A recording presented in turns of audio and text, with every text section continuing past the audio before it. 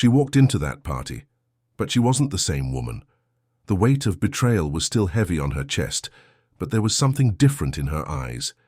In the midst of all that opulence, she found strength where no one expected it. What happened next would change everything forever. If this story caught your interest, don't forget to subscribe to the channel and let us know what city you're watching from. Now let's continue. The December night in New York City had that heavy air that comes before a big storm. Not just the kind with rain, but the kind that transforms lives, rips off masks and exposes truths everyone would rather keep hidden. In the grand ballroom of the Plaza Hotel, the crystal lights reflected in the champagne glasses like tiny stars fallen from the sky. Everything sparkled, everything seemed perfect. But Caroline knew that perfection was just a carefully constructed illusion. She watched her reflection in the Venetian mirror of the ladies' room, adjusting the white silk dress she had chosen so carefully. The color of purity, she thought with bitter irony. At 6 months pregnant, her belly was already showing, and the dress had been designed by a renowned fashion designer to flatter her new shape. Caroline had always been slender, delicate, with soft features reminiscent of the classic Hollywood actresses of the silver screen. Her brown hair fell in natural waves over her shoulders, and her green eyes carried a sadness that no amount of makeup could completely hide. She took a deep breath. A few more hours, and this event would be over. A few more hours of pretending everything was fine, that she was the happy wife of Ethan Miller, the magnate who at 40 had already built an empire in tech and investments. Ethan, the man who had proposed with a diamond ring under the moonlight in the Hamptons. Ethan, who had promised to love her forever. Ethan, who now barely looked at her. The invitation to this end-of-year party had arrived like an order disguised as a courtesy. It was the 10-year anniversary celebration of Miller Tech, the company Ethan had turned into a national powerhouse. Everyone would be there: investors, business partners, the tech press, the elite who pulled the strings of New York's economy. And Caroline was expected to be there, smiling, playing the part of the perfect family next to her successful husband. She left the restroom and walked slowly down the hallway, leading back to the main ballroom. Every step was measured, calculated. The pregnancy had made her movements slower, more careful. She felt the baby move inside her, as if to remind her she wasn't alone, that there was something pure and true growing amidst so much pretense. The hallway was long, lined with gilded mirrors and lit by crystal sconces. Caroline could see her reflection multiplied infinitely, as if there were 1,000 versions of her walking in different directions. Which one was the real her? The one who smiled in magazine photos next to Ethan? The one who pretended to be happy at family brunches? Or the one she saw in the mirror now, with tired eyes and a weight in her chest that no baby bump could explain? She paused for a moment, resting her hand on the cold wall. She closed her eyes and took a deep breath. The scent of imported flowers decorating the hotel filled her nostrils, too sweet, almost cloying. Everything here was exaggerated, excessive, a celebration of opulence that Caroline had never truly been able to appreciate. She remembered the simple house where she'd grown up in Virginia, the porch where she had coffee with her father on Sunday mornings, the smell of the homemade bread her mother baked on Saturdays. That was real. That had value. But her mother had been gone for 5 years now. She had departed silently, just as she had lived, leaving a void Caroline was still trying to fill. And now here she was, pregnant, alone in a crowd of hundreds, about to face a night that her heart already knew would not end well. The double doors of the ballroom opened before her, and Caroline was met with a symphony of elegant chatter, restrained laughter, and the constant clinking of glasses being raised in empty toasts. The room was magnificent. Baccarat crystal chandeliers hung from the high ceiling. Round tables covered in impeccable white linen tablecloths surrounded the central dance floor, and at the far end, a stage where an orchestra played classical music with technical perfection but no soul. Caroline stopped at the entrance, observing this universe that would never truly be hers. There were about 200 people there, maybe more. Familiar faces from TV, businessmen whose names appeared in the financial columns of the newspapers. Socialites who made a living by appearing at parties just like this one, all dressed in the best that money could buy, all smiling, all playing carefully rehearsed roles. A waitress passed by, offering caviar and salmon canapes. Caroline declined with a polite wave of her hand. Her stomach churned at the mere thought of food. For the past few months, anxiety had become her constant companion, stealing her appetite, her sleep, her peace. The doctor said it was normal that many pregnant women go through it, but Caroline knew it wasn't. Just the pregnancy. It was everything else. It was watching her marriage fall apart. It was feeling invisible in her own life. Ethan was in the center of a group of men in suits, gesturing enthusiastically as he discussed numbers, projections, expansions. He didn't even notice when Caroline walked in. Or maybe he had and chose to ignore her, as he had been doing for the past few weeks. He was tall, broad-shouldered, with black hair slicked back and a smile that won over investors and partners as easily as it had once won Caroline's heart. But that smile was never directed at her anymore. Not since she'd found out she was pregnant. Not since everything had started to fall apart. Caroline took a glass of sparkling water from one of the circulating trays and positioned herself discreetly in a corner of the ballroom, where she could watch everything without being the center of attention. She preferred it that way. She had always preferred it. She never fit into this world of appearances and power plays. She came from a traditional Virginia family, raised with simple values far from the spotlight. Her father, Sebastian Clark, was a discreet man but respected in the circles that mattered. He'd built his fortune in agribusiness and real estate, always keeping a low profile, avoiding ostentation. Caroline had inherited that discretion from him, that preference for silence over spectacle. That's how she had met Ethan years ago at a business conference in Richmond. He was giving a keynote on technological innovation, and she was there representing her family's company. The chemistry was immediate. Conversations that stretched into the early morning, plans for the future shared, dreams that seemed possible when they were together. They married a year later, in an intimate ceremony in Williamsburg, with few guests and a lot of genuine emotion. But New York had changed Ethan, or maybe it had just revealed who he had always been. His ambition grew, consuming the kind man Caroline had known. The business trips became more frequent, the conversations more superficial, his touch rarer.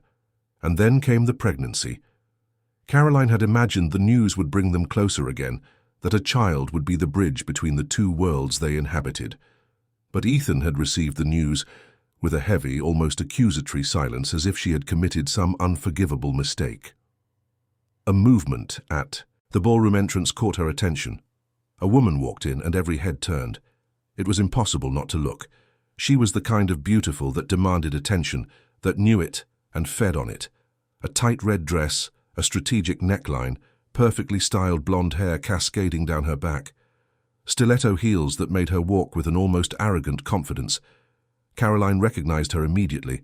Sabrina Cole, the marketing director of Miller Tech, the woman who appeared in all the photos next to Ethan in business magazines, the woman whose perfume Caroline smelled on her husband's shirts when he came home late from meetings. Caroline's stomach twisted into a knot. It couldn't be, not here, not tonight. But Sabrina was already gliding through the ballroom as if she owned the place, greeting people, distributing calculated smiles, and her eyes were searching for only one person, Ethan. When she finally found him, Sabrina approached with the ease of someone who had every right to be there. She touched Ethan's arm with familiarity. She whispered something in his ear that made him smile, a smile Caroline hadn't seen in months, a smile that used to be only for her. Caroline felt her legs go weak. She gripped the nearest table, trying to maintain her composure. She couldn't make a scene, not here, not in front of everyone. But Sabrina's presence was an affront, a public declaration of what had previously only been suspicions whispered in dark hallways. Another figure approached, Helen Miller, Caroline's mother-in-law, a 60-year-old woman who looked 50 thanks to expensive cosmetic treatments and a skincare routine that took up more hours than any real job. Helen had always been cold to Caroline, making it clear from day one that her daughter-in-law would never be good enough for her son. She came from a family of old-money industrialists from the Midwest and considered Ethan's marriage to a girl from Virginia an overly generous concession. Helen stopped beside Caroline, looking her up and down with that permanent air of disapproval she wore like an accessory. "Are you all right, dear?" she asked in a voice dripping with false concern. "You look pale. Perhaps you should have stayed home, resting. Events like this can be tiring for someone in your condition." Caroline forced a smile. "I'm fine, Helen. Thank you for your concern." Helen's gaze shifted to Ethan and Sabrina, who were chatting animatedly. "She's brilliant, don't you think?" Helen continued, not even trying to be subtle. "The company has grown so much since Sabrina took over marketing. Ethan always knew how to pick his team. You need competent people around you, people who understand the business world." The message was clear. Caroline didn't understand. Caroline didn't belong. Caroline was just a mistake to be tolerated, especially now that she was carrying the Miller heir. The music changed. The orchestra began to play a waltz, and a few couples made their way to the dance floor. Ethan looked around, and for a brief moment, his eyes met Caroline's. There was something there, a flicker of recognition, maybe even guilt. But then Sabrina touched his arm again, and he looked away. Caroline felt a wave of nausea. She wasn't sure if it was from the pregnancy or the situation. She needed air. She started walking toward the doors that led to the terrace, but was intercepted by a few acquaintances, wives of business partners who wanted to exchange pleasantries about decor, fashion, and other trivialities. Caroline responded mechanically, with rehearsed smiles and automatic answers, but her mind was elsewhere. She finally managed to break free and stepped out onto the terrace. The cold night air hit her face like a physical relief. There were fewer people out here, just a few discreet smokers and couples seeking a moment of privacy away from prying eyes. Caroline leaned against the marble balustrade and looked out at the illuminated city below. New York never slept. Millions of lights twinkled in the darkness, millions of lives being lived in parallel to hers, each with its own dramas, its own pains. The cold December wind rustled her hair, bringing with it the smell of the city. Pollution mixed with the promise of rain. Caroline closed her eyes and let the air fill her lungs. She tried to remember the last time she had been happy, truly happy, not just pretending to be. Maybe that weekend in the Berkshires 2 years ago, when Ethan still looked at her with affection, when they still talked for hours about everything and nothing. It felt like a lifetime ago. It felt like she was a different person. She placed a hand on her belly, feeling the baby move gently. A wave of tenderness washed over her. At least she had this. At least she had a life growing inside her, a reason to keep going, to not give up completely. This baby deserved more. It deserved a strong mother, a mother who wouldn't let herself be broken. But God, it was hard. It was so tiring to carry this weight alone, to pretend everything was fine when it was all falling apart. She thought about the baby, about what it would be like to raise a child in this toxic environment, how to protect them from all this phoniness. Maybe it was time to make a decision. Maybe it was time to stop pretending everything would be okay. A noise behind her made her turn. Sabrina was there, alone, with a glass of champagne in her hand and a smile that didn't reach her eyes. "Caroline, what a surprise to find you out here," Sabrina said, approaching slowly. "I thought you'd be enjoying the party inside." Her voice was too sweet, artificial, like the sweeteners Caroline avoided during her pregnancy. There was venom hidden beneath all that sweetness. Caroline could feel it. She straightened up, trying to look stronger than she felt, trying not to show the fear that was starting to creep up her spine. "I needed some air," Caroline said, keeping her voice steady. Sabrina laughed, a cold, calculated sound, and took another step toward Caroline. They were very close now. Caroline could smell the expensive perfume she wore, could see the details of her flawless makeup, could notice the glint of triumph in the other woman's blue eyes. "I can imagine," Sabrina continued, tilting her head slightly. "It must be hard to see your husband shining without you by his side, but it's understandable. You were never much of a party person, were you? Always so quiet, so faded, so bland." Each word was a stab disguised as casual conversation. Caroline felt her hands tremble. She gripped the marble balustrade tighter. The venom in her words was unmistakable. Caroline felt her heart race. "What do you want, Sabrina?" Sabrina took a step forward, invading Caroline's personal space. "Me? Nothing. I just came to have a little chat, woman to woman. You know that this," she paused and pointed to Caroline's belly, "doesn't change anything, right? Ethan and I have something special, something you never understood. You might have his name on paper, but I have his soul.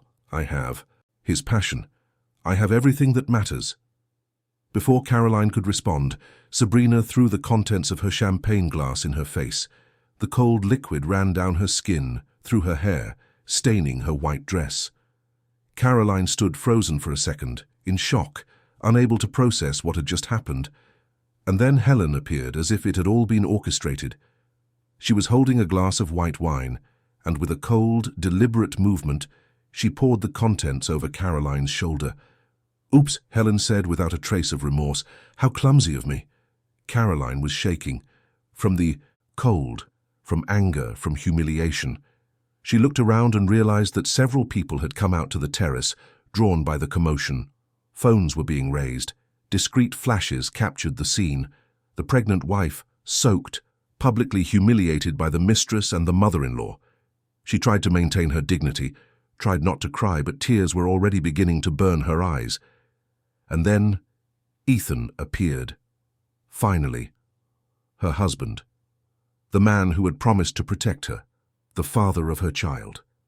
"What's going on here?" Ethan asked, but his tone wasn't one of concern. It was one of irritation. Caroline looked at him, hoping he would finally take her side, that he would throw these women out, that he would defend her.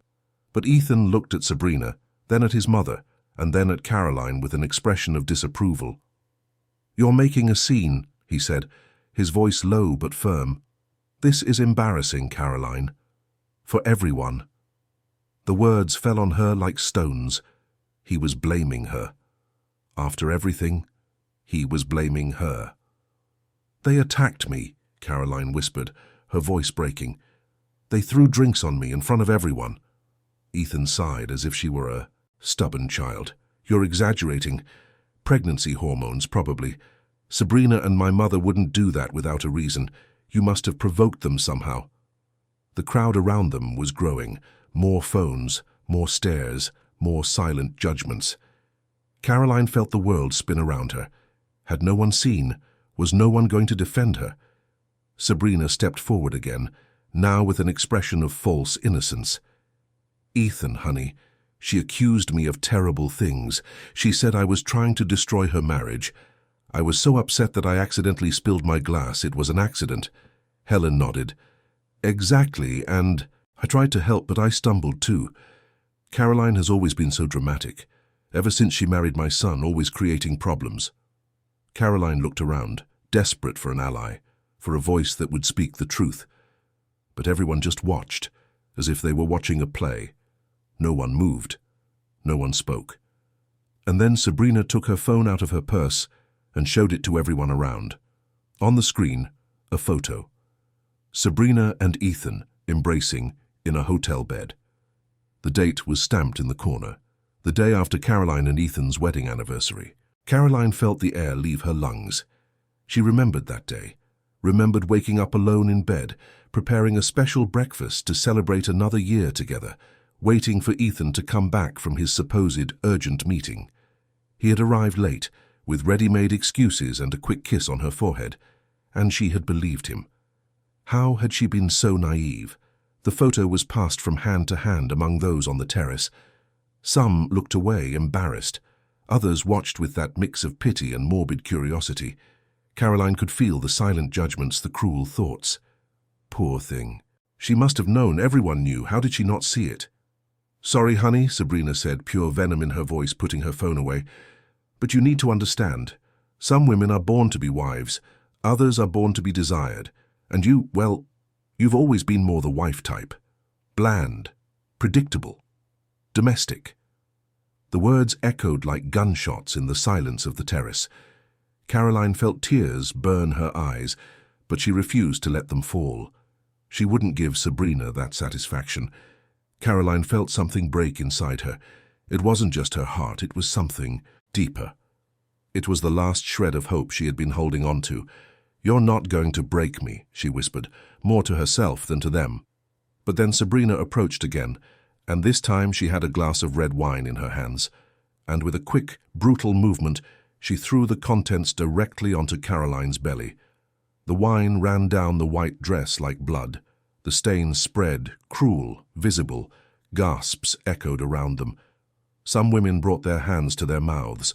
Men muttered indignantly, but no one moved to help. Caroline staggered. She felt a violent wave of dizziness, and then someone pushed her. She didn't see who it was. Maybe Sabrina, maybe Helen. But she felt the impact, lost her balance, and almost fell. And it was in that moment, when all seemed lost, when the humiliation reached its peak, that the terrace doors burst open. A man walked in, tall, with greying hair, broad shoulders, and a firm, serene gaze. He didn't run. He didn't shout. He just walked with the authority of someone who knows exactly who he is and the power he carries. The crowd parted automatically. Some recognized him immediately. Sebastian.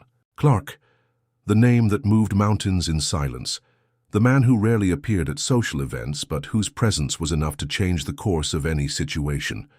He looked around, assessing the scene. His daughter, soaked, shaking, on the verge of collapse. And then his eyes narrowed. "Who touched my daughter?" The voice was low, but it cut through the air like a sharp blade. The silence that followed was absolute. Even the music stopped. Caroline looked at her father, and for the first time that terrible night she felt she wasn't alone. "Tell me what you think of this story and how you think it will end." The silence that fell over the terrace was deafening. Sebastian Clark stood motionless, imposing, his eyes scanning every face present with an intensity that made people look away. He didn't need to shout. He never had. His presence was enough to command any room, to make the most powerful people bow without him even having to raise his voice. At 62, Sebastian maintained the upright posture of a man who had never bowed to anyone. His grey hair was impeccably styled. His navy blue Italian-cut suit fit his still athletic frame perfectly.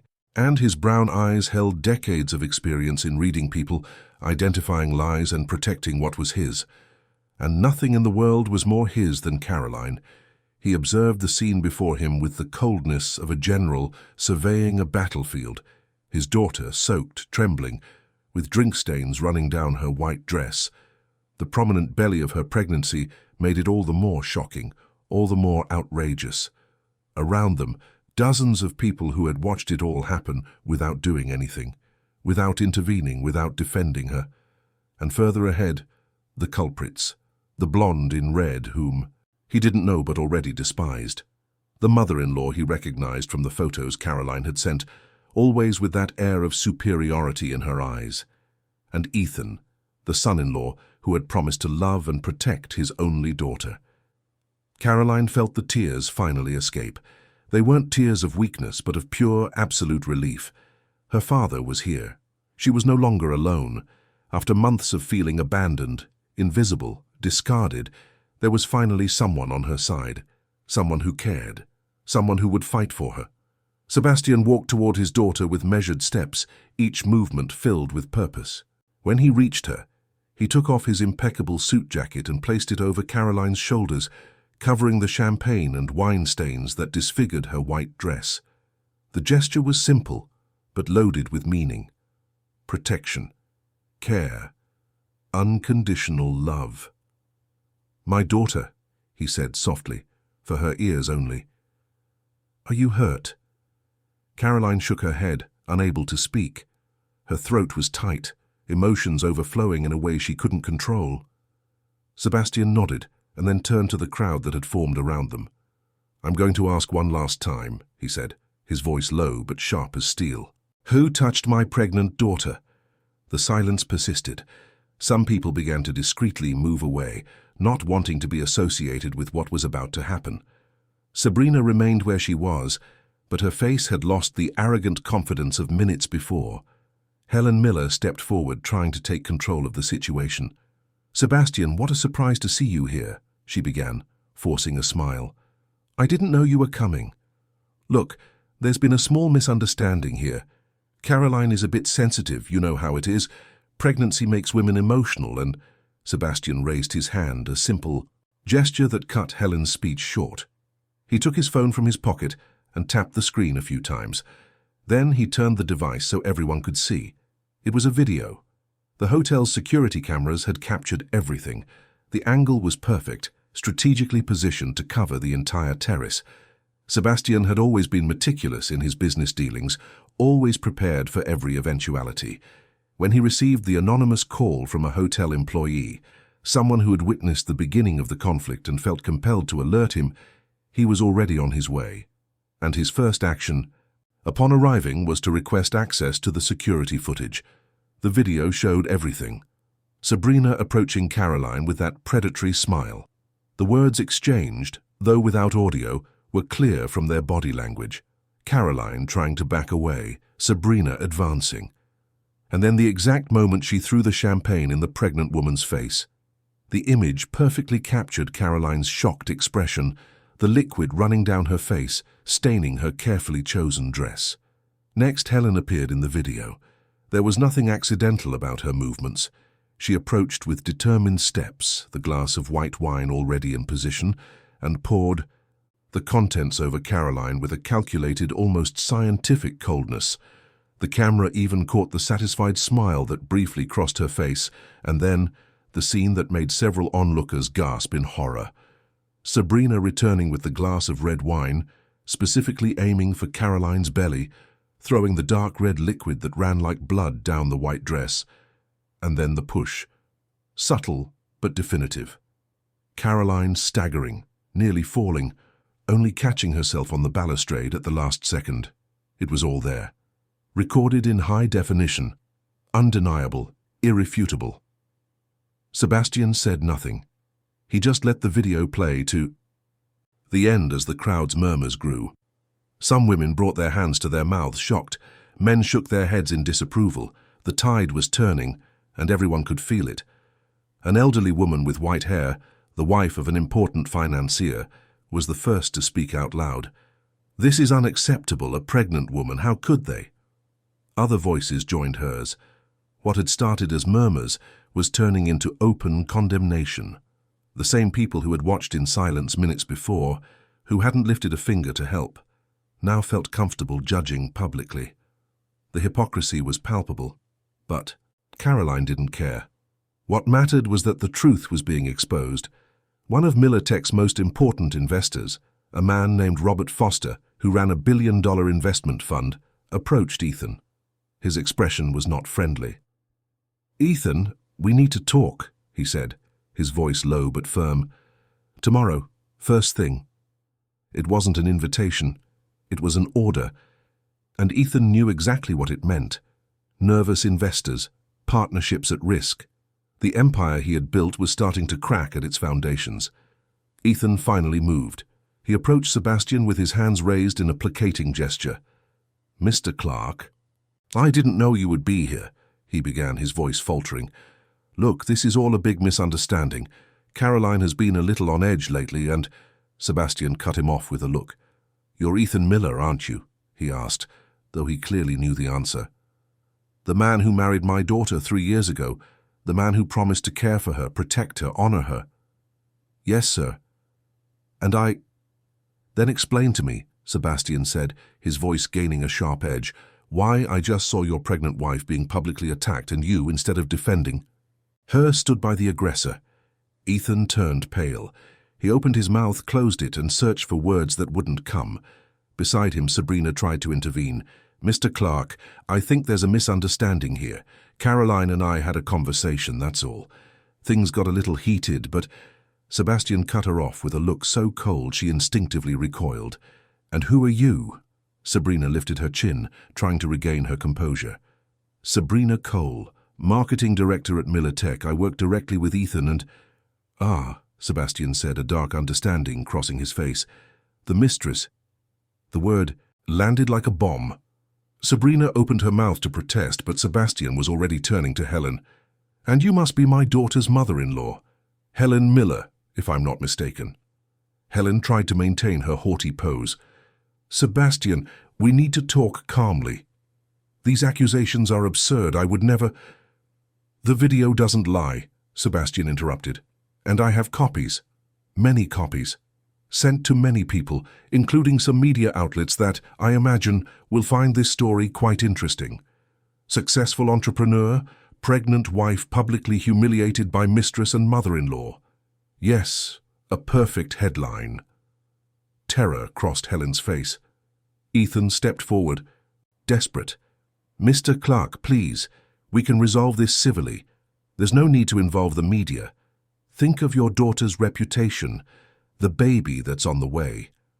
Sebastian turned to him with an expression of pure contempt. My daughter's reputation. My daughter, who was attacked while carrying your child. My daughter, whom you abandoned at the moment she needed you most. You're worried about reputation now. I can explain, Ethan started, but his voice died when he saw the look on Sebastian's face. There is no explanation that justifies what I saw here tonight, Sebastian said. But since you want to resolve things civilly, let's do this. You will get immediate medical attention for my daughter. You will ensure that she and the baby are okay. And then you will get out of her life and leave her in peace.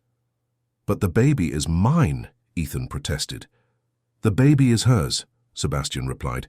You lost the right to claim anything the moment you allowed her to be attacked. At that moment, 2 hotel security guards approached, accompanied by a man in a suit whom Caroline recognized as the manager.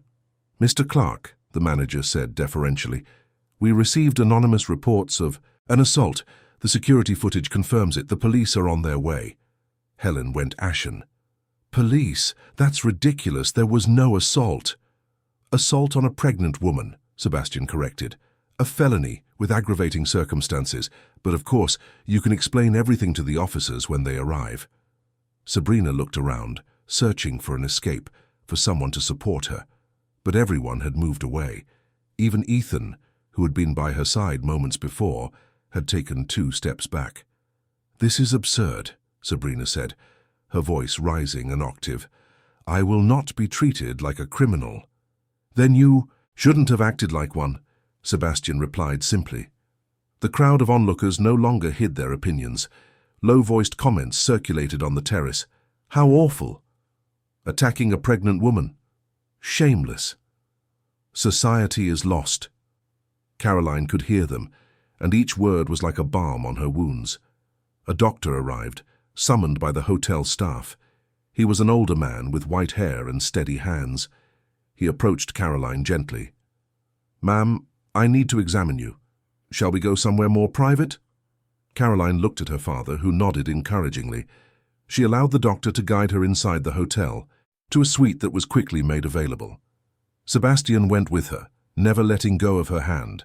The suite was spacious and luxurious, with furniture in shades of cream and gold. A king-size bed covered in Egyptian cotton sheets, and floor-to-ceiling windows offering a panoramic view of the illuminated city. But Caroline barely noticed the opulence around her. Her mind was focused on one thing, the baby. The examination was quick but thorough. The doctor, who introduced himself as Dr. Henry Alvarez, an obstetrician, worked with professional yet gentle efficiency. First, he checked Caroline's blood pressure, frowning slightly at the numbers. It's high, he said, but not dangerously so. Considering the stress you've just been through, it's expected. But I'm going to ask you to rest completely for the next few days. Next, he examined the areas where Caroline had been hit by the liquid and the push, making sure there were no visible injuries. He asked her to lie on the bed and used a portable Doppler ultrasound machine to check the baby's heartbeat. The sound filled the room, a tiny heart beating strong and steady, fast as the gallop of a miniature horse. It was the most beautiful sound Caroline had ever heard in her life. Tears streamed from her eyes, but this time they were tears of pure relief. The baby is fine, the doctor said, smiling warmly at Caroline. Normal heartbeat, a rate of 145 beats per minute, which is perfect for the gestational age. No signs of fetal distress. You were very lucky, but, and I can't stress this enough, this kind of stress is not good for the pregnancy. You need rest, peace, and a safe environment. Caroline nodded, unable to speak. Sebastian squeezed her hand tighter, his own eyes shining with unshed tears as he listened to his grandchild's heart. Meanwhile, back in the main ballroom, the party had transformed into something else entirely. The video Sebastian had shown was already circulating on the guests' phones. Some were sending it to contacts, others were posting it on social media with outraged comments. The story was spreading like wildfire. In less than 15 minutes, the first news stories were already appearing on gossip sites and entertainment portals. Tech CEO throws lavish party while pregnant wife is publicly humiliated. The headlines were cruel, direct, devastating. Some already included photos from the party of Caroline's stained dress, of Sabrina being escorted out. Investors began to rise from their tables, making urgent phone calls. Their phones were ringing off the hook. Aides, partners, business associates, all wanting to know what was happening, if it was true, if they should distance themselves from Miller Tech, before the reputational damage hit them too.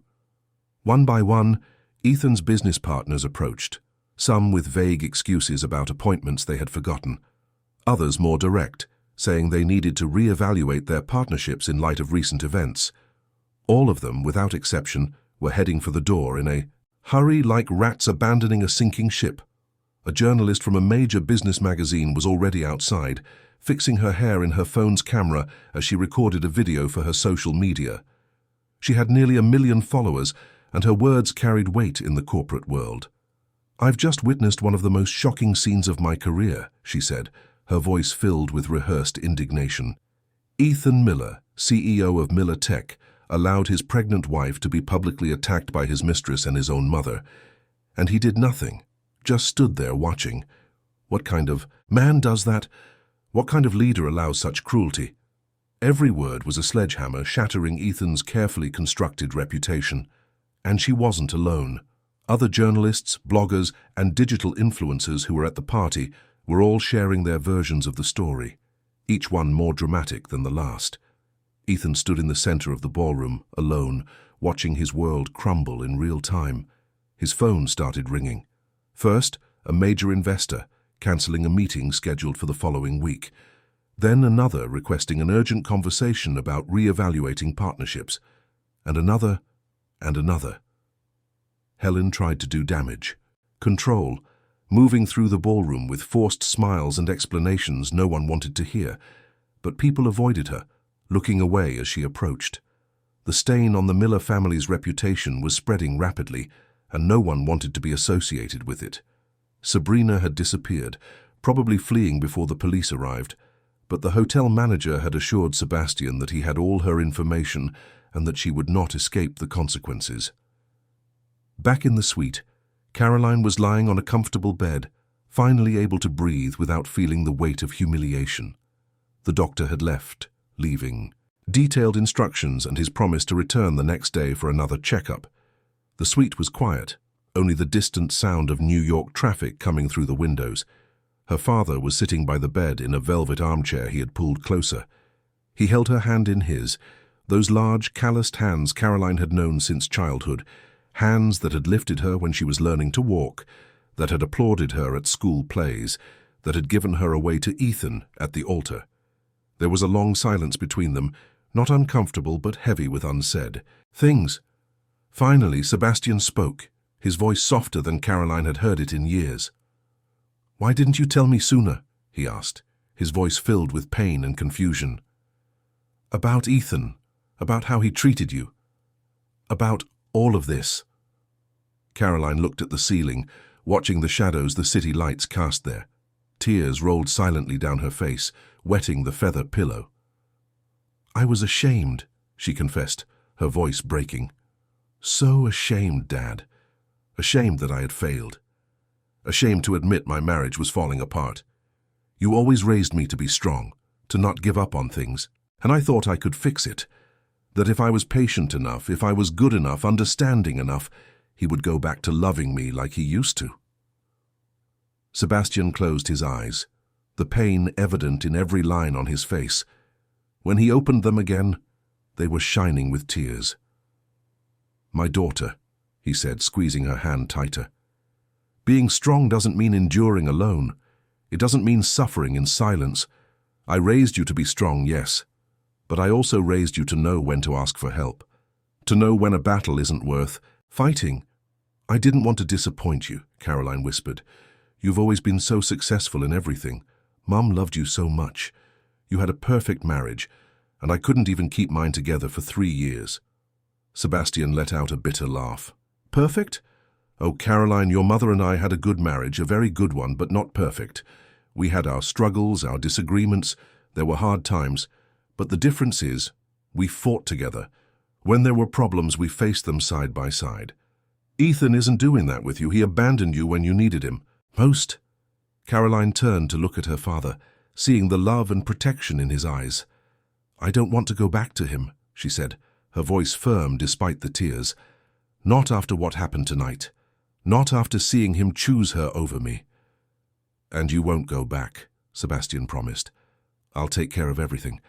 You and my grandchild are going to be fine. I'll make sure of it. A knock on the door interrupted the moment. It was the hotel manager, accompanied by 2 police officers. Mr. Clark, the police would like to speak with the lady. About the incident.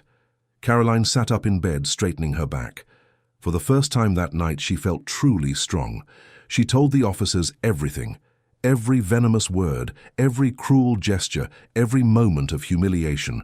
And this time, she had witnesses. She had video. She had proof. The officers took detailed notes, promising they would take appropriate action.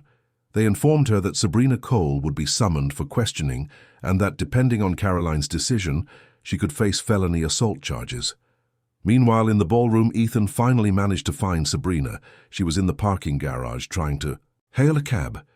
Sabrina, he called, running toward her. What did you do? You've destroyed everything.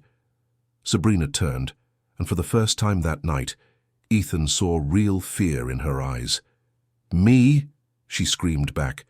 You promised me you were going to leave her. You promised you'd be with me, and now you want to blame me?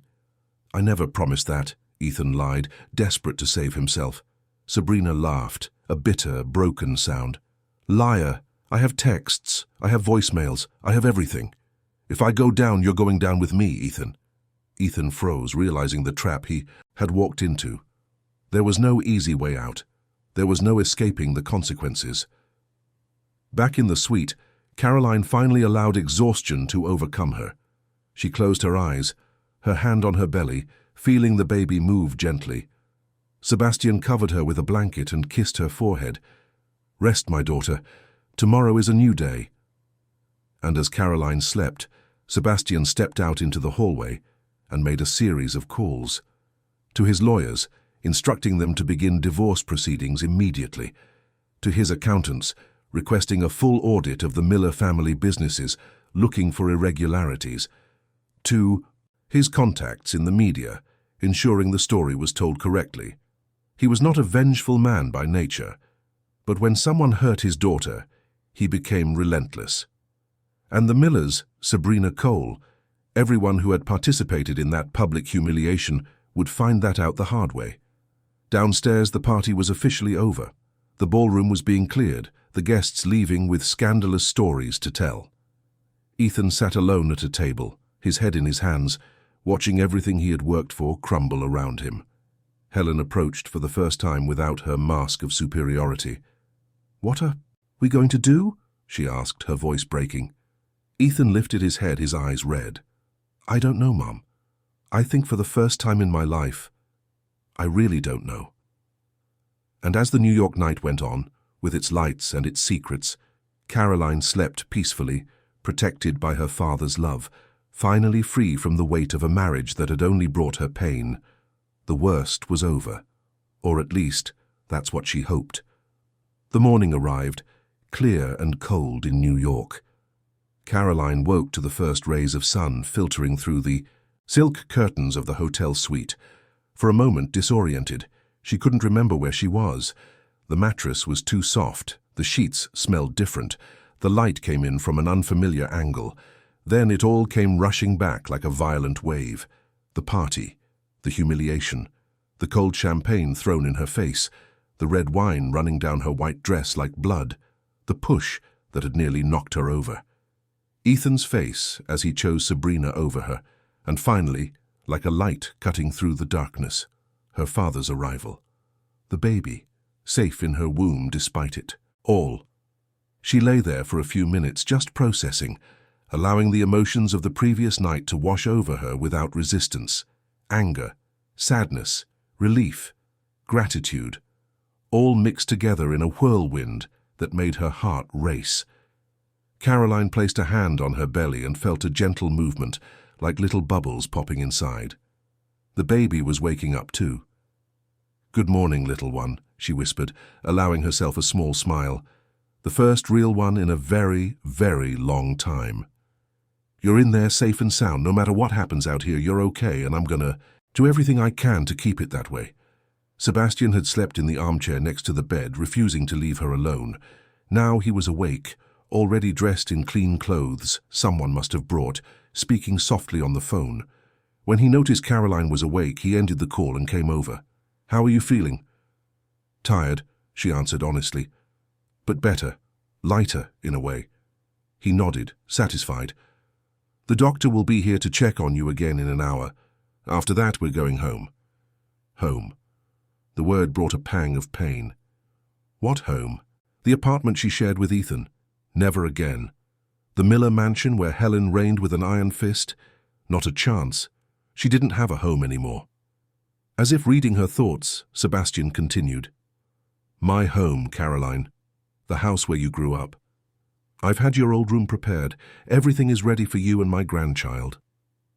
Tears welled up in Caroline's eyes again, but they were tears of gratitude. "Thank you, Dad. For everything. For coming last night. For protecting me. For believing in me." "I will always believe in you," he said, kissing her forehead. "I will always protect you. That's my job. Your only job right now is to take care of yourself and this baby." A discreet knock on the door interrupted the moment. It was a hotel employee with breakfast. Fresh fruit, warm bread, cheeses, fresh squeezed juices. Caroline realized she was starving. She hadn't eaten anything the night before, and the baby was taking its toll.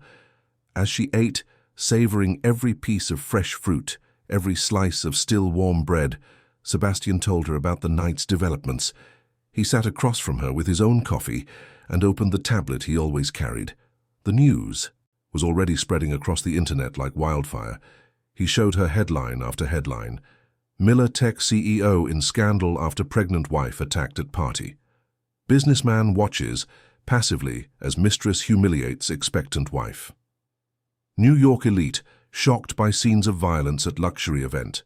The videos were going viral, not just the one Sebastian had recorded from the security cameras, but also footage shot by guests on their phones.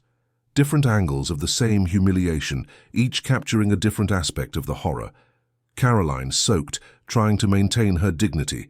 Sabrina with that cruel smile. Helen cold and calculating. Ethan complicit, cowardly. And social media had exploded in reaction. Sebastian showed her a few comments, selecting ones he thought she could read without getting too upset. The courage of this woman not to break down right there. I hope she leaves that horrible man and never looks back. Attacking a pregnant woman? These people have no soul, none. Her father is a true hero. We should all have someone like that protecting us, someone who shows up when we need them most. I'm crying seeing how she held it together. What an incredible woman, what strength. Caroline read it all, with a strange mix of comfort and embarrassment. On one hand, it was reassuring to know that people understood, that they saw the truth, that they were on her side. On the other, her private life, her most painful moments, were on display for millions of people she would never meet, who would judge and comment without understanding the full complexity of the situation. The lawyers have already started the divorce proceedings, Sebastian continued, based on the proven infidelity and emotional abandonment during the pregnancy. You'll be entitled to a substantial portion of the assets. And naturally, child support for the baby. Caroline shook her head. I don't want his money. I don't want anything that comes from Ethan. Sebastian smiled sadly. It's not for you, honey. It's for my grandchild. It's their right. Ethan may be a terrible husband, but he's still this child's biological father, and he will fulfill his obligations. Caroline knew her father was right. It wasn't about revenge or greed. It was about securing the baby's future. "And what about Sabrina?" she asked, her voice filled with an emotion she couldn't name. "What's going to happen to her?" Sebastian grew serious. "The police have filed a report. Assault on a pregnant woman is a felony with aggravating circumstances. She will be held legally accountable. And professionally, well, the Miller Tech Board already held an emergency meeting this morning. She was fired for cause less than an hour ago." Caroline felt a bitter satisfaction. She wasn't proud of taking pleasure in someone else's misfortune, but she couldn't deny there was a poetic justice to it all. The doctor arrived on time. Dr. Henry Alvarez looked more rested than the night before, and he brought a more sophisticated portable ultrasound machine with him. He repeated all the exams, this time with even more care. Caroline's pressure had normalized. The baby remained healthy, active, perfect. "Everything indicates there are no lasting effects," the doctor said, packing up his equipment. "But I still recommend weekly checkups until the end of the pregnancy. And no stress. You need peace and quiet." "I'll personally see to that," Sebastian promised. 2 hours later, Caroline was being escorted out of the hotel. Sebastian had arranged everything discreetly. They left through a side entrance, avoiding the small crowd of journalists that had gathered at the main entrance. A car with tinted windows was waiting. For them, driven by Maurice, Sebastian's trusted driver for over 20 years. The drive from New York City to the family farm in Virginia would take about 6 hours. Caroline leaned back against the soft leather seat and watched the city pass by her window. New York, with its towering skyscrapers touching the grey sky, its organized chaos of cars and people, its grand promises and even grander disappointments. She had arrived here 3 years ago full of naive hope, firmly believing she would build a happy life with Ethan, that they would have children, that they would grow old, together. She was leaving now, wounded but not broken, pregnant but not alone, stronger than when she had arrived. The city gradually faded behind them, replaced by the landscape of the highway. Gas stations, trucks hauling cargo, signs for small towns. Caroline watched it all with a new intensity, as if seeing it for the first time, as if every detail mattered in a way it hadn't before. At one point in the journey, they passed through a small town where a craft fair was set up in the main square. Caroline saw families walking together, children running, couples holding hands.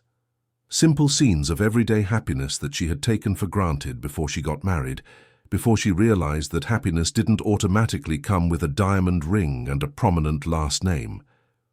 Maurice, always discreet, kept his eyes on the road but occasionally glanced in the rearview mirror to check on Caroline. He had worked for Sebastian for so long, he was practically family. He was the one who had taught Caroline to ride a bike when she was 6. He was the one who had driven her to college in Richmond every Monday for 4 years. And he was the one who had picked her up from the airport when she returned from her honeymoon with Ethan, radiant and in love, thinking she knew what love was. As the car continued down the highway, nearing the border between New York and Virginia, Caroline received a call. The phone vibrated in her purse, making her jump slightly. Unknown number. She hesitated, her finger hovering over the screen. It could be a journalist.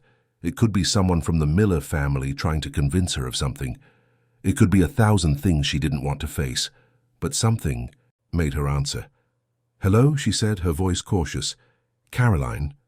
It was Ethan's voice, and she felt her stomach instantly clench. How had he gotten this number? She had changed her SIM card that morning on Sebastian's advice, but Ethan had always been good at getting what he wanted, at finding a way where there was none. "What do you want?" she asked, trying to keep her voice steady despite her racing heart. There was a pause on the other end of the line. She could hear him breathing, could almost picture his face, the signs of stress that were probably etched into his features now. "We need to talk," he finally said, his voice tired, defeated in a way Caroline had never heard before. "Please, Carol. About everything. About us. About what happened." Caroline looked out the window. They were passing coffee plantations, the perfectly aligned rows stretching as far as the eye could see. So organized, so predictable, so unlike her life. "There is no us anymore," Caroline replied, surprised by the firmness in her own voice, by the clarity of her conviction. You made it very clear last night what your choice was, Ethan. You chose her. You chose your mother. You chose to preserve their image instead of protecting me, instead of protecting your child. I was confused, Ethan began. I wasn't thinking straight. Sabrina, she manipulated me, made me believe— Don't blame her, Caroline cut in. You're a grown man, Ethan. You made your choices. Now live with the consequences. The baby is mine too, Ethan said, and for the first time there was a note of real desperation in his voice. I have a right to be there. And you will be, legally, as determined by a judge. But I don't want you in my life. I don't want your empty apologies or your worthless promises. Caroline, please, I still love you. The words should have done something to her, caused pain, anger, maybe even a flicker of hope. But all she felt was indifference, a void where love used to be. No, Ethan, she said softly. You never loved me. You loved the idea of me, the perfect wife who stayed home, who didn't ask questions, who accepted everything. But that's not me, and I'm not going to pretend to be anymore. She hung up before he could reply. Sebastian, who had heard the entire conversation, placed his hand on hers. I'm proud of you. Caroline smiled, a sad but genuine smile. Me too. The hours passed in contemplative silence. Caroline dozed off, lulled by the gentle motion of the car. When she woke up, they were in the mountains of Virginia.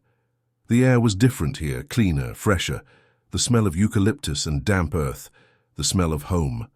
The Clark family farm was impressive, but in a completely different way from the ostentatious cold opulence of the Millers. It was a discreet beauty, a natural elegance that came from generations of care and love for the land. The property stretched for hundreds of acres, with coffee and soybean plantations that sustained the family business, but also with preserved areas of native forest, a small lake where Caroline used to fish with her father, and gardens her mother had planted with her own hands decades ago. The main house, built in the colonial Virginia style, was over 200 years old. Its thick brick walls had witnessed generations of Clarks being born, growing up, loving and passing on. The white facade with its colonial blue shutters was impeccable, the wooden windows restored with artisanal care, the old shingle roof repaired without losing its authenticity. It was surrounded by lush gardens where roses coexisted with hydrangeas, century-old oak trees offered generous shade, and an orchard in the back promised apples, peaches and pears in their seasons. When the car stopped in front of the wide porch, with its wooden columns and flagstone floor, Caroline felt something release inside her chest. She was home. Truly home. Mrs. Connie was waiting on the porch, her hands clasped in front of her, her eyes already shining with unshed tears. She had been the family's housekeeper since before Caroline was born, hired by Caroline's mother when she came from the countryside to work on the farm. And now at 70, with completely white hair tied in a low bun, skin weathered by time and sun, hands calloused from decades of work, she was much more of a grandmother figure than an employee. Seeing Caroline get out of the car, one hand resting on her prominent belly, the other holding the door for balance, Mrs. Connie came down the porch steps faster than her years should have allowed. "My girl," she murmured, hugging Caroline with all the care in the world, mindful of the pregnancy, mindful of the emotional fragility of the moment. "My dear girl, I'm here to help you. I'm going to take good care of you, just the way your mother, God rest her soul, would have if she was still here." Caroline let herself be completely enveloped in the hug, sinking into a comfort she had known her whole life. These were the arms that had rocked her when she was a baby, crying in the middle of the night. These were the hands that had cleaned her scraped knees when she fell, running through the yard. This was the voice that had sung lullabies that soothed her on feverish nights. This was a constant, loving, unconditional presence. Caroline's room had been prepared exactly as she remembered it, but with thoughtful additions. A new nursing chair near the window, a handcrafted wooden crib made by local artisans already assembled and ready, baby clothes folded in a dresser, books on motherhood on the nightstand. Sebastian watched his daughter explore the room, a sad smile on his face. "Your mother would have loved being a grandmother," he said quietly. "She would have spoiled this baby." Rotten! Caroline felt the tears return. How many times had she wished her mother was there to advise her on the pregnancy, on her marriage, on life? "She would have known what to do," Caroline murmured. "She would have warned me about Ethan before it was too late." "Maybe," Sebastian replied, "or maybe, like me, she would have believed he was a good man. People like Ethan are good at deception. It wasn't your fault for not seeing who he really was." That night, Caroline had dinner at the large dining room table, the same one where she had eaten 1,000 meals during her childhood. Mrs. Connie had prepared her favorite dishes: chicken noodle soup, warm biscuits, homemade caramel pudding, food that nourished not just the body, but the soul. After dinner, she sat on the porch with her father, watching the stars that shone with an intensity impossible to see in New York. The silence of the countryside was comforting, broken only by the chirping of crickets and the rustling of leaves in the wind. Sebastian lit a cigar but put it out when he remembered Caroline's pregnancy. "Sorry," he said, "I wasn't thinking." "It's okay," she replied. "Dad, can I ask you something?" "Always."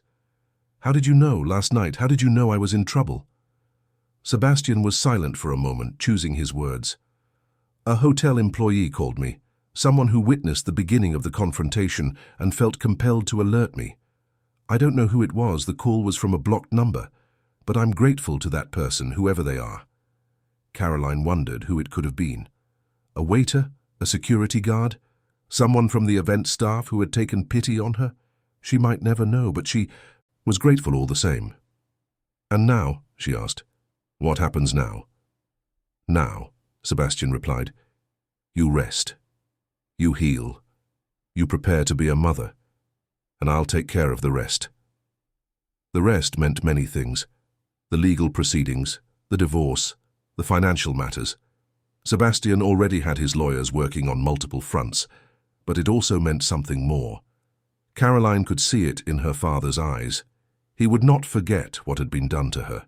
He would not let Ethan, Sabrina, and Helen simply go on with their lives without consequences. In the following days, Caroline began to establish a new routine. She woke up early to the sound of birds, had breakfast on the porch, walked through the gardens, and talked to the baby. Mrs. Connie spoiled her with delicious food and stories from Caroline's childhood that she had heard 1,000 times but never tired of.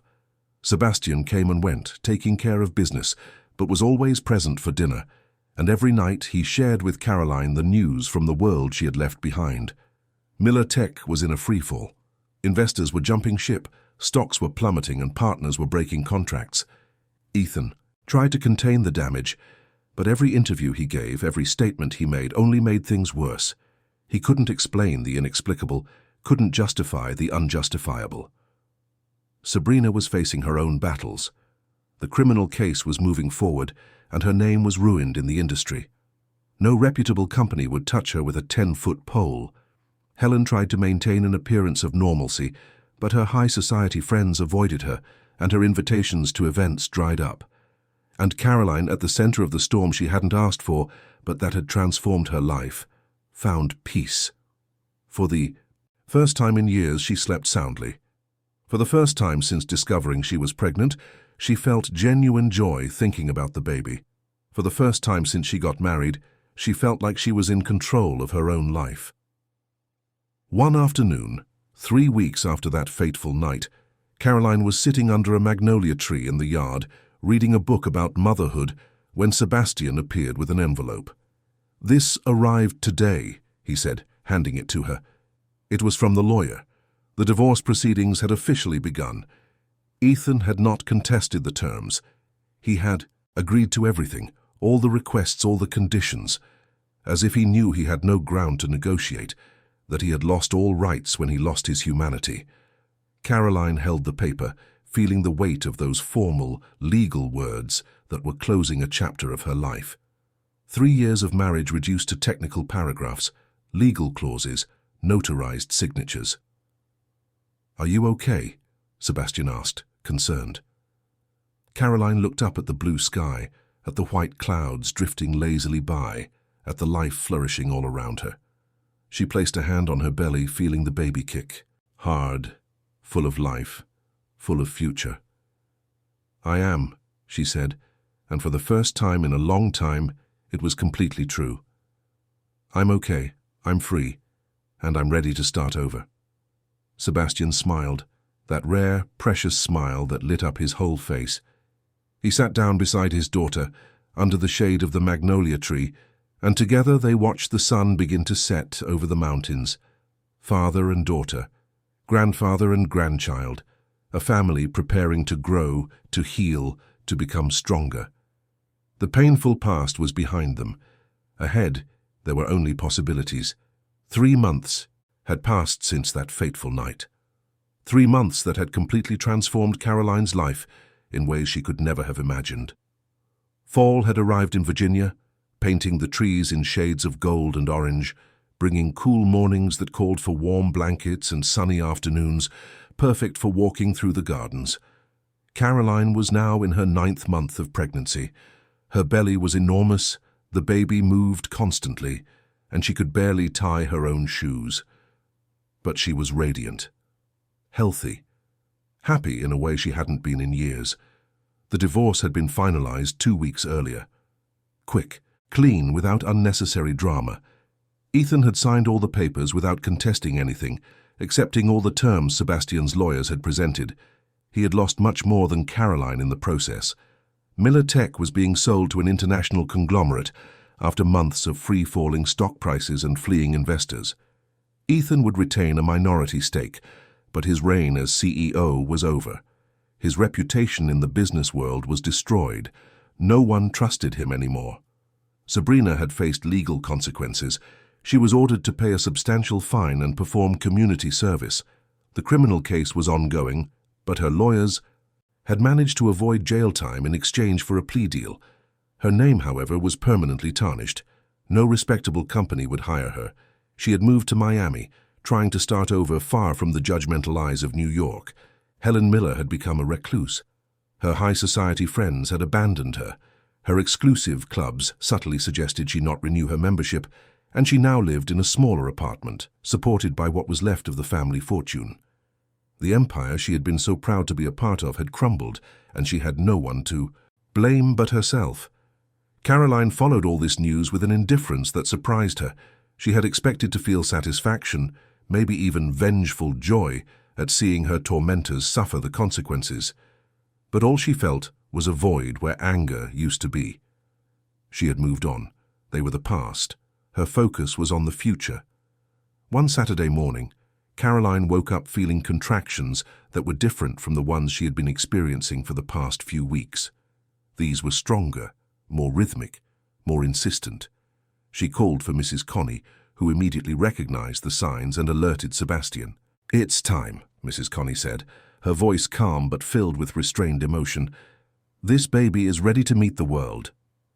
The drive to the hospital in Richmond was a mix of excitement and nervousness.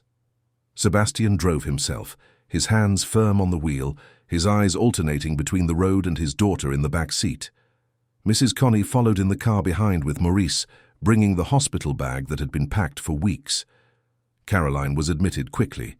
The medical team, led by Dr. Maria Costa, a renowned obstetrician who had been seeing Caroline since she returned to Virginia, worked with efficiency and kindness. The hospital was modern and welcoming, with private rooms decorated to feel less clinical and more comfortable. The labor was long and intense. It started in the morning and stretched through the entire afternoon, continuing into the night. 12 hours of increasingly strong contractions, each lasting longer, coming more frequently. 12 hours of controlled breathing that Mrs. Connie helped her maintain, reminding her to breathe in through her nose and out through her mouth, to visualize each contraction as a wave that came and went. There were moments when Caroline thought she couldn't take it anymore. Moments when the pain seemed unbearable, when she cried and said she couldn't do it. But Sebastian held her hand, looked into her eyes, and said, "You are the strongest woman I know. You've survived worse than this. You can do this." Dr. Costa checked her dilation every hour, monitored the baby's heartbeat, and adjusted Caroline's position to make things more comfortable. The nurses were attentive, bringing her ice chips to suck on, placing cool cloths on her forehead, and massaging her back when the contractions intensified.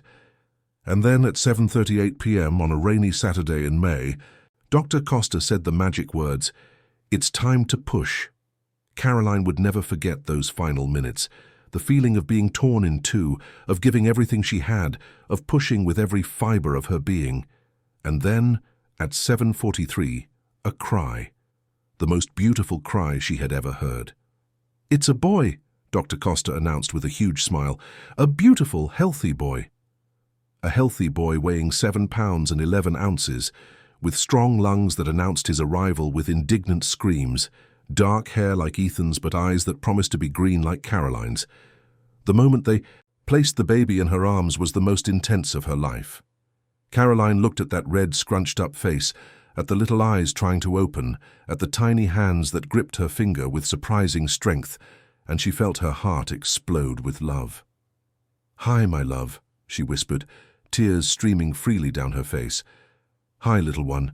I'm your mommy, and I love you so much you can't even imagine." Sebastian was by her side, also crying openly, without shame or embarrassment. He touched his grandson's head with an almost reverent delicacy. "He's perfect," he said, his voice breaking. "Absolutely perfect, like you." Caroline looked at her father, at this strong man who had protected her when she needed it most, who had never judged her, who had simply loved her unconditionally. "Thank you, Dad, for everything, for saving me, for saving us." "You saved yourself," he corrected. "I just gave you a push in the right direction." They decided to name the baby Gabriel. Gabriel Clark. Without the Miller last name, without any connection to that family that had brought so much pain. Gabriel, which means God is my strength.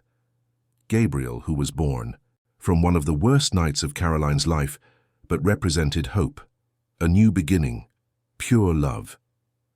Ethan learned of the birth through the lawyers. He sent a message asking to see his son, but Caroline politely declined.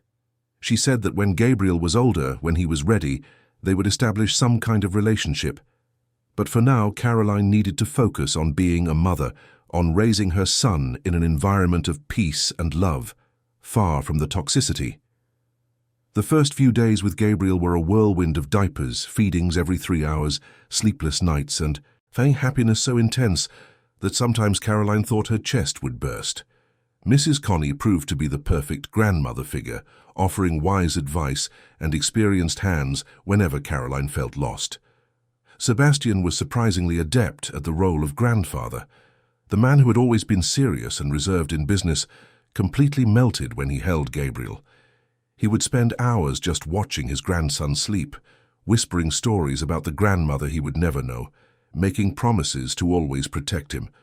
2 weeks after Gabriel's birth, Caroline was on the farm's porch, nursing the baby while watching the sunset paint, the sky in shades of pink and orange.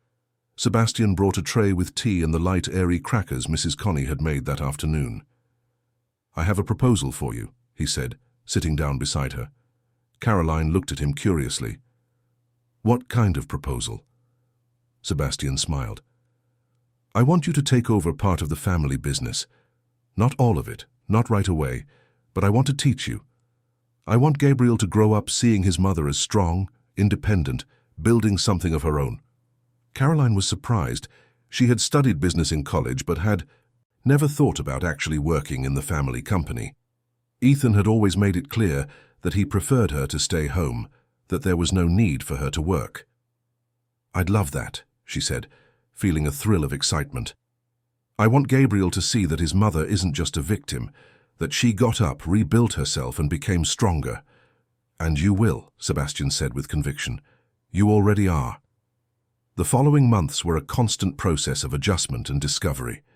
Caroline divided her time between caring for Gabriel and learning the intricate details of the family business. Sebastian took her to meetings with suppliers, taught her about crop management, about investments, about how to read financial reports and market projections. She discovered she had a natural talent for it. She had a strategic vision, that surprised even the most experienced consultants. She had a knack for negotiation, securing better terms with distributors without creating animosity.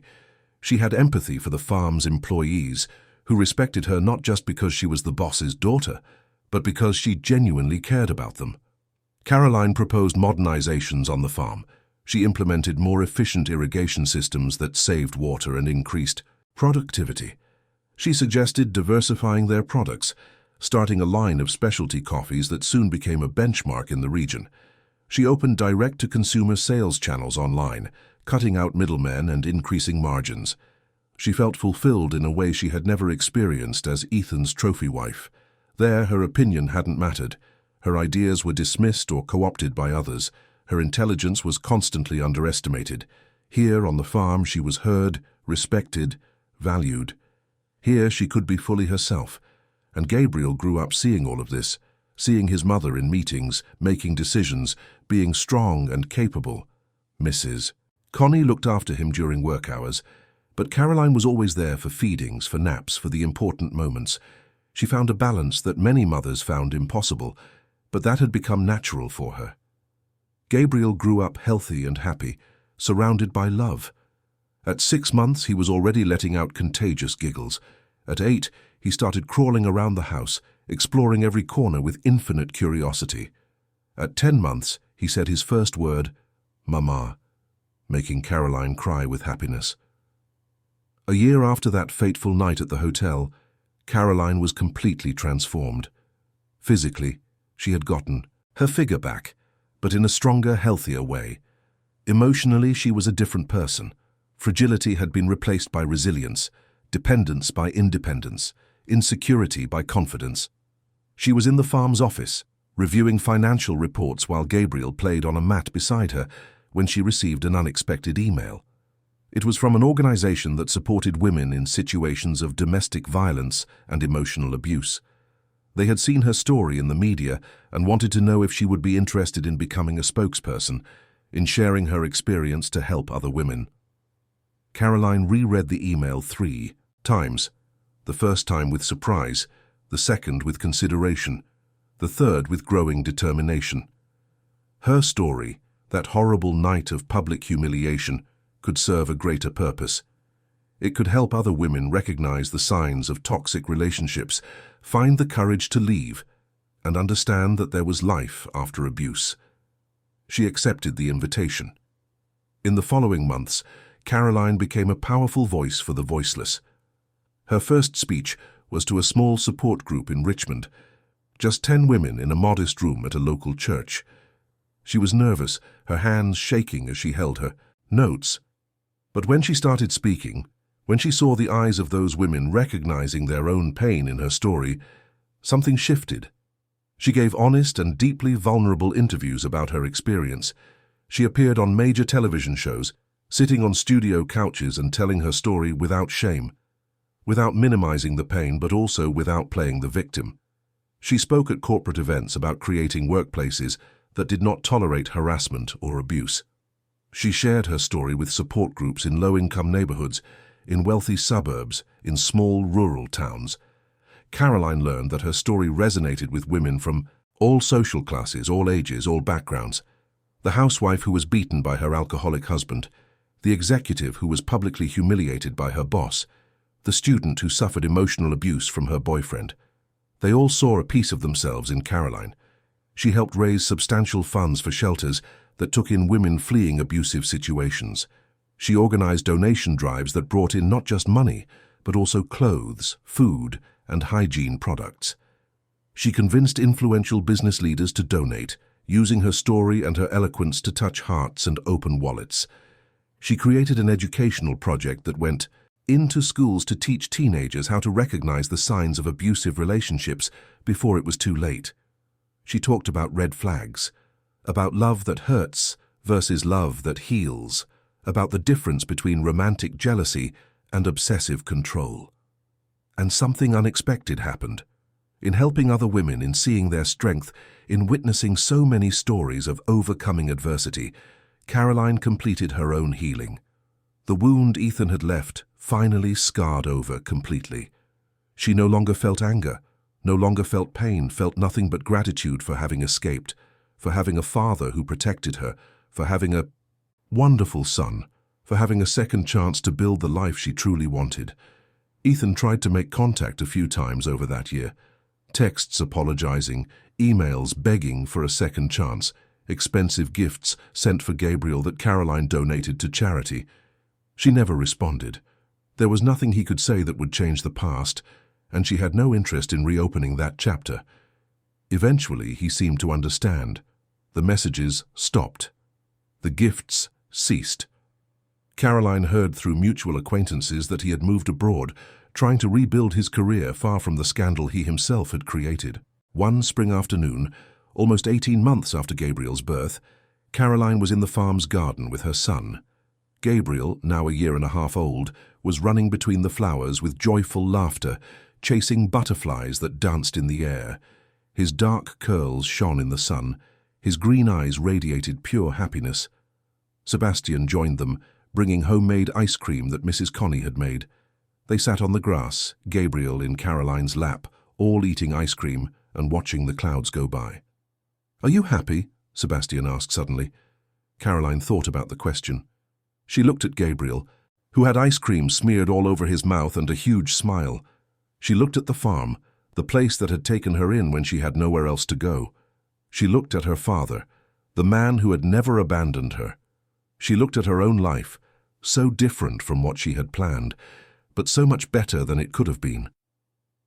"I am," she said, and it was the purest truth she had ever spoken. "I'm very happy, Dad." "Good," Sebastian said, kissing her forehead, "because you deserve it. You always have." Gabriel would grow up hearing the story of how his mother was publicly attacked while pregnant with him, but he would also hear how she got back up, how she refused to be broken, how she turned pain into purpose. He would grow up knowing that strength isn't about never falling, but about always getting up.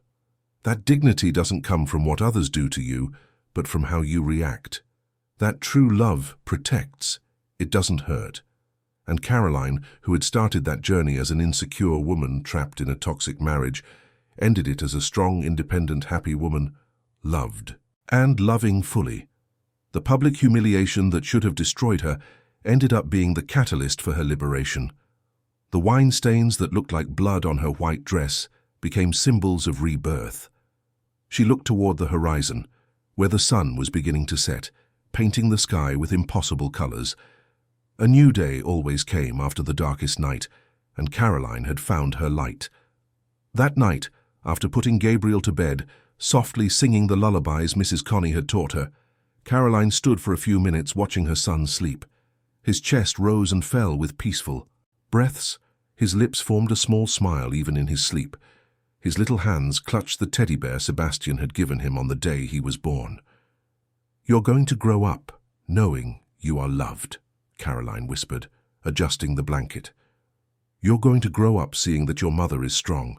You're going to grow up understanding that family isn't who hurts you, but who protects you. And when you're old enough to understand, I'll tell you the whole story. Not to make you angry at your father, but to teach you how to recognize true love when you find it." She kissed Gabriel's forehead and left the room, leaving only the nightlight on. She went downstairs to the living room where Sebastian was reading a book by the lit fireplace. "Thank you," she said once more. Sebastian looked up at her over his reading glasses. "For what, honey?" "For showing me what real love is, for teaching me that I deserve more, for saving me and Gabriel." Sebastian closed his book and opened his arms. Caroline sat beside him, resting her head on his shoulder as she did when she was a child. "You saved yourself," he said softly. "I was just there to remind you of who you've always been." And as the fire crackled in the hearth, father and daughter sat in comfortable silence, both grateful for the journey that had brought them here, both hopeful for the future that lay before them. Caroline closed her eyes and for the first time in years felt complete peace. She was home. She was safe. She was loved. And most importantly, she loved herself. The story that began with humiliation ended with dignity. The journey that began with pain ended with healing, and the woman who was Almost destroyed was reborn stronger, wiser, more complete. Caroline Clark was no longer the submissive wife who accepted crumbs of affection. She was no longer the silent victim who swallowed humiliations. She was a survivor, a mother, a businesswoman, a voice for other women. She was exactly who she was always meant to be. And when Gabriel grew up and asked about that night, about the white dress stained with wine that Caroline kept as a memento, she would tell him the truth. She would tell him about the darkness, but also about the light that came after, about the fall, but also about the flight, about the end of one chapter, but also about the glorious beginning of another. Because every story of overcoming adversity must begin with a pain that seems unbearable. And Caroline's was no different. But unlike what her tormentors had hoped, that pain did not destroy her. It transformed her, and in that transformation she found not just survival, but a full life. The years would pass, Gabriel would grow up, the farm would prosper under the shared management of Caroline and Sebastian, and the story of that fateful night would be told and retold, but always with the same ending. The woman who did not break, the woman who rose up, the woman who won. And Caroline, sitting on the farm's porch on a starry night years later, with a teenage Gabriel doing his homework inside and Sebastian reading beside her, would smile, remembering everything she had been through, not with bitterness but with gratitude. Because sometimes the worst day of your life is the first day of the rest of your life. And for Caroline, that wine-stained dress was exactly that, the end of a prison, the beginning of freedom, end of story. Dear listeners, we hope the story of Caroline and Gabriel touched your heart. If you were moved, leave a like, subscribe to the channel, and tell us in the comments what stood out to you. Every day we bring you intense stories like this one, revealing the deepest side of the human soul. We'll see you in the next episode.